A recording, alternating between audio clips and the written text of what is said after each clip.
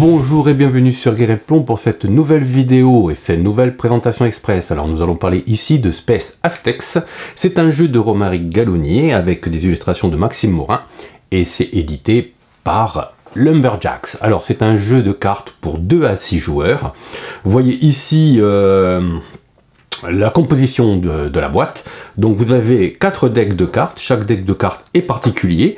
Ils ont en commun uniquement 3 cartes temple et 3 cartes soucoupe. Voilà. Vous voyez qu'elles sont toutes de couleurs différentes. Alors ici les jaunes c'est les guerriers. Alors vous avez les guerriers jaguars, les guerriers aigles et les guerriers crânes. Ici vous avez les villageois et leurs dindons. Voilà. Et évidemment 3 cartes temple et 3 comme soucoupe, comme je vous l'ai dit, elles sont communes à toutes. Là vous avez les archivistes et les agents très spéciaux, 3 cartes temple et 3 cartes soucoupe. Là vous avez les cartes bleues, c'est les cartes aristocrates et prêtres et aliens, monsieur, madame alien. Vous voyez, les 3 cartes temple, 3 cartes soucoupe. Là vous avez 8 cartes codex. Alors c'est des cartes qui vont vous permettre de gagner des points supplémentaires si vous remplissez la condition à la fin de la partie. Voilà.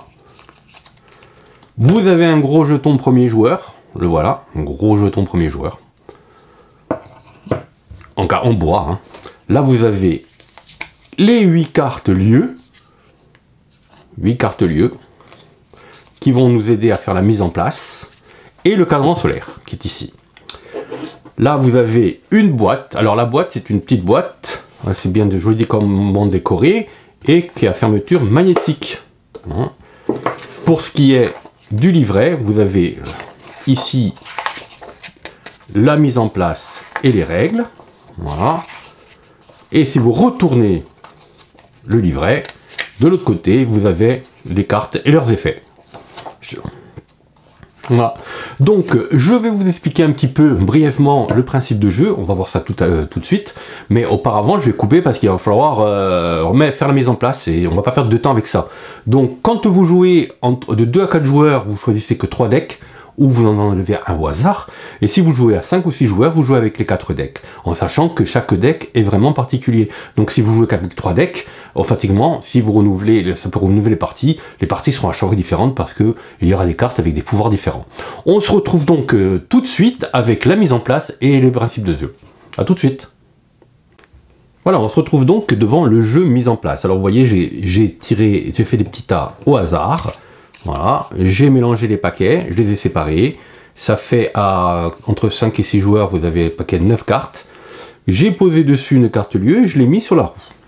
Le premier joueur, alors c'est très important d'être premier joueur, vous allez voir pourquoi. Parce que le premier joueur, quand il va commencer, il va choisir un tas. Donc par exemple, je choisis ce tas-là. Moi, je choisis ce lieu-là, ok. Et le joueur suivant, à sa gauche, va choisir un autre paquet. Donc il ne pourra pas prendre le même parce que dans l'immédiat, j'ai choisi ce tas. Une fois que j'ai pris un tas, je vais choisir une carte à l'intérieur, celle que je veux. Après, je vous expliquerai le principe des cartes. Donc imaginons, je choisis le guerrier crâne. Voilà. Et je repose. Ici, tout le monde a évidemment pioché une carte, choisi une carte. On retourne la carte. On regarde d'abord l'heure. Le joueur qui a l'heure la plus basse va s'emparer du jeton premier joueur pour le tour suivant. Imaginons que c'est mon joueur de gauche, par exemple. Et ensuite, on dispose ici sa carte devant soi. Ça va permettre de développer un petit peu son jeu, en sachant que si vous voyez que les couleurs, c'est très important.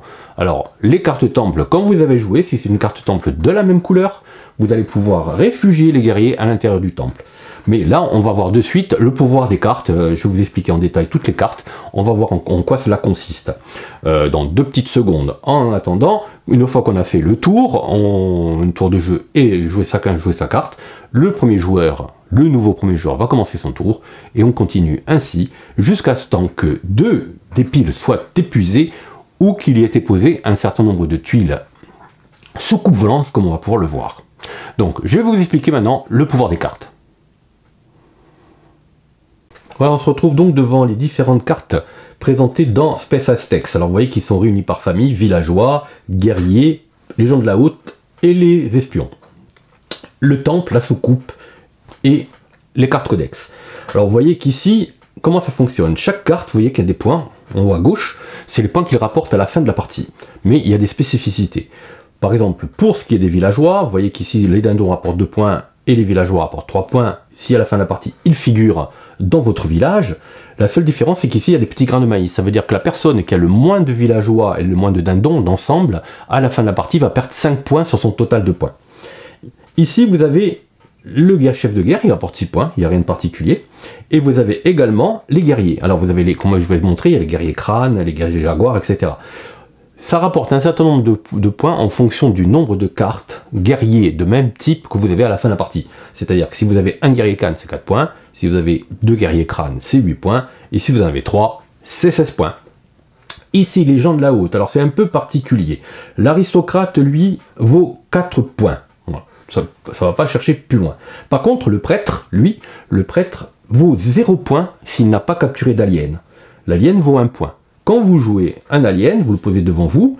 Si à un moment donné, vous voulez jouer un prêtre, vous mettez le prêtre dessus. À ce moment-là, l'alien ne vaut plus rien, puisqu'il est caché dessous. Et mais votre prêtre devient, il a 10 points. Voilà, c'est aussi simple que ça. L'archiviste vaut 1 point, mais s'il est caché dans un temple, il vaut 5 points de plus, donc 6. L'agent très spécial va vous permettre d'envoyer dans le temple n'importe quel type de carte. Donc là, on va passer au principe du temple. Quand vous posez une carte temple rouge, vous prenez tous les personnages de couleur rouge, les villageois donc, que vous positionnez dans le temple. À ce moment-là, ils sont protégés, c'est-à-dire on ne peut plus s'en emparer. Évidemment, vous ne pouvez plus à ce moment-là mettre des cartes dessous. C'est-à-dire qu'une fois que vous avez posé votre temple, c'est fini. Sauf si vous avez un engendre très spécial. Si vous avez un engendre très spécial, il va pouvoir mettre n'importe quelle carte que vous posez dans un temple. Ici, l'agent très spécial va faire défiler automatiquement des cartes dans un temple vert, par exemple. L'archiviste, je vous l'ai expliqué.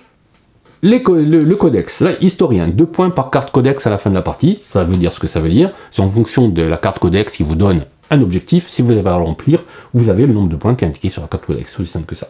La soucoupe volante. Voilà. Alors, la soucoupe volante, quand vous posez une soucoupe volante, il s'empare d'une carte pour à chaque joueur de la même couleur. C'est-à-dire qu'il n'est pas dans un temple. C'est pour ça qu'il est intéressant de mettre ces cartes dans des temples. Si par exemple votre adversaire pose une soucoupe volante ici, moi je vais voilà, poser une soucoupe volante ici, il va pouvoir vous piquer l'aristocrate par exemple. Il va le mettre dessous. À la fin de la partie, chaque soucoupe volante, si elle a réussi à kidnapper quelqu'un, va rapporter 1 point en plus. Là vous avez vu les principes de jeu. La partie se termine quand il y a 2 paquets qui sont épuisés, ou si, en fonction du nombre de joueurs, un certain nombre de soucoupes qui ont été posées devant chaque joueur. Voilà. Donc, à partir de là, on compte les points, et c'est celui qui a le plus de points qui remporte la partie. Voilà. J'espère que ça vous a donné une petite idée de ce qu'est le jeu. C'est un jeu très simple, c'est un jeu de collection, c'est assez sympathique. On peut faire des entourloupes parce qu'on peut voler des cartes à l'adversaire. Donc il est toujours intéressant de protéger ses cartes dans des temples. L'archiviste par exemple vaut plus cher s'il est dans un temple. Voilà, donc c'est vraiment un jeu vraiment très très accessible et plutôt sympa. Nous on aime bien, en plus le matériel est vraiment de qualité. Voilà, donc à vous de voir si Space Atex est fait pour vous. Voilà. Alors j'espère que cette petite vidéo vous a plu. Si c'est le cas, n'hésitez pas à mettre un petit pouce en dessous, à la partager à vos amis et si ce n'est pas encore déjà fait, à vous abonner à la chaîne Guerrilla.tv. Merci et à bientôt.